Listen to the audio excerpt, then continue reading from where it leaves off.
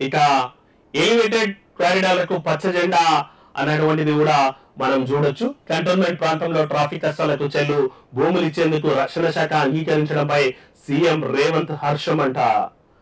So Secunderabad మనకు ఆ cantonment area ఉందో అవన్నీ కూడా డిఫెన్స్ రక్షణ శాఖ ఆధ్వర్యంలో ల్యాండ్స్ ఉంటాయి. అక్కడ అభివృద్ధి పనులు చేయాలన్నా, రోడ్ ఎక్స్టెన్షన్ చేయాలన్నా అవన్నీ కూడా ఆ డిఫెన్స్ సంబంధించినటువంటి డిపార్ట్మెంట్స్ కానీ, రక్షణ శాఖకు సంబంధించినటువంటి ఆ డిపార్ట్మెంట్స్ కానీ అనుమతిస్తే గానీ జరగదు. ఇప్పటి వరకైతే వాళ్ళ కంట్రోల్లో ఉండే అక్కడ ట్రాఫిక్ సమస్య, ఎందుకంటే పాపులేషన్ కూడా కరీంనగర్ ఆ రూట్ లో వెళ్లాల్సినటువంటి మన ఏమంటారు ఆ నిజామాబాద్ తర్వాత రామగుండం, నాగ్పూర్ జాతీయ రహదారుల వైపు ఎలివేటెడ్ కరీంనగర్ తర్వాత నిజామాబాద్ ఆ రూట్ లో పోయేటి కూడా ఇరుకిరికి ఉంటాయి. బట్ ఏంటంటే అవన్నీ డిఫెన్స్ ల్యాండ్స్ కాబట్టి అక్కడ ఎలాంటి అభివృద్ధి పనులు జరగాలన్నా కూడా వాళ్ళ పర్మిషన్ కావాల్సి వస్తుండే. అయితే ఈ మధ్య రేవంత్ రెడ్డి రక్షణ శాఖకి రిక్వెస్ట్ పెట్టిండ్రంట. దానికి సంబంధించినటువంటిది అప్రూవల్ కూడా రక్షణ శాఖ నుంచి వచ్చిందంట. అంటే త్వరలోనే 6 లేన్లు స్కైవేలు కూడా నిర్మించడానికి కూడా వాళ్ళు అప్రూవల్ ఇచ్చిందంట. సో ఆ రూట్ లో ట్రాఫిక్ కష్టాలు తీరనున్నాయి.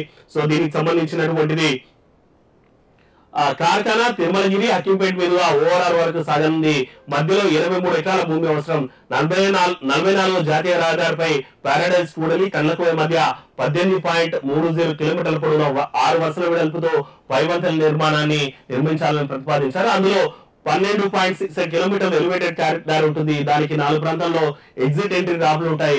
భవిష్యత్తులో ఈ నిర్మాణ పొడవున డబుల్ డెక్కర్ మెట్రో రైల్ మార్గ నిర్మాణం దృష్టిలో పెట్టుకుని డిజైన్ ను రూపొందిస్తున్నారంట. దీనికి సంబంధించినటువంటిది రక్షణ శాఖ కూడా ఏదైతే సీఎం రేవంత్ సర్కార్ రిక్వెస్ట్ పెట్టినట్టు వాళ్ళు అప్రూవ్ చేస్తారంట. దానికి కూడా ముఖ్యమంత్రితో పాటు మంత్రులు కూడా చాలా హ్యాపీ ఫీల్ అవుతూ హర్షం వ్యక్తం చేశారంటే సెంట్రల్ గవర్నమెంట్ కూడా థ్యాంక్స్ చెప్పిందంటే. జనరల్ గా ఇదైతే కొంచెం రేవంత్ సర్కార్ ఏర్పడ్డప్పటి నుంచి కూడా కేంద్ర ప్రభుత్వానికి రాష్ట్ర ప్రభుత్వానికి అయితే సన్నిహిత సంబంధాలు ఉన్నట్లే కనిపిస్తుంది.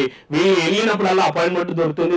వీళ్ళు వెళ్ళినప్పుడు కూడా వీళ్ళు అడిగిన పనులకు కూడా సెంట్రల్ గవర్నమెంట్ కూడా అప్రూవల్ కూడా చేస్తుంది. జనరల్ గా ఈ రిలేషన్ ఉండాలి. సెంట్రల్ లో ఉన్నది బీజేపీ, ఇక స్టేట్ లో ఉన్నది కాంగ్రెస్ అయినప్పటికీ కూడా ఎక్కడ కూడా సత్సంబంధాలు తెగిపోకుండా, ఈ బంధాలు తెగిపోకుండా రాష్ట్రానికి కేంద్రానికి ఉండాల్సినటువంటి బంధాలను అయితే పటిష్టపరుచుకుంటున్నారు. గతంలో మనం చూసిండే ప్రధానమంత్రి వస్తే కూడా రాష్ట్ర ముఖ్యమంత్రి అంటే మినిమం రెస్పెక్ట్ ఇవ్వకపోవడం జరుగుతుండే, ఎవరినో పంపిస్తుండే. ముఖ్యమంత్రి ఆహ్వానం పలకాల్సిన చోట కూడా మంత్రులను పంపి మా ప్రధానమంత్రిని అవమానించినటువంటి సందర్భంలో చాలా ఉన్నాయని చెప్పేసి బీజేపీ వాళ్ళే ఆరోపిస్తుండే.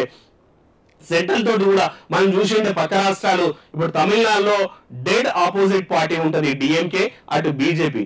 బట్ ప్రధానమంత్రి వస్తే డిఎంకే కూడా స్టాలిన్ కూడా రెడ్ కార్పెట్ వేస్తారు. అంటే ఓ ప్రధానికి జనరల్ అక్కడ ఉన్న పర్సన్ కి కాదు ప్రధాని సీటుకి ఇవ్వాల్సినటువంటి గౌరవం అట్లా ఉంటుండే.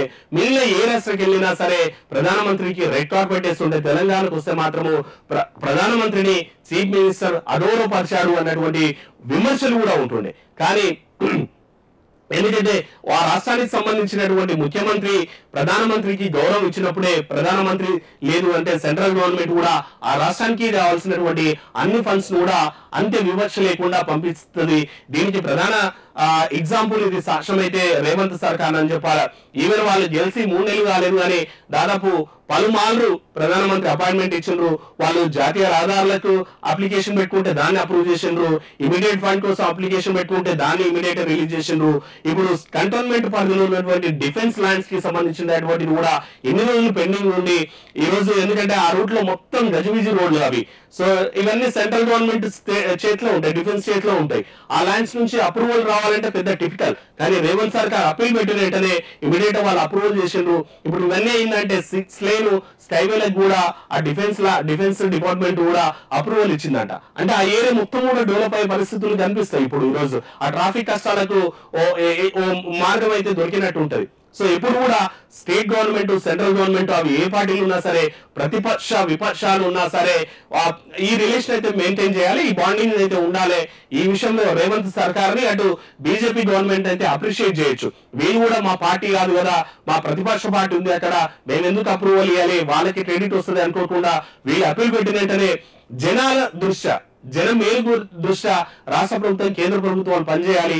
ఈ విషయంలో ఈ రెండు కాంగ్రెస్ గవర్నమెంట్ ను అటు బీజేపీ గవర్నమెంట్ కూడా అప్రిషియేట్ చేయాలి. ఈవెన్ రేవంత్ గవర్నమెంట్ కూడా ఇమీడియట్ గా దీనికి అప్రూవల్ వచ్చినట్టునే సెంట్రల్ గవర్నమెంట్ కి ఓట్ ఆఫ్ థ్యాంక్స్ చెప్తున్నటువంటి వార్తలు కూడా ప్రధానంగా చూడొచ్చు. ఇక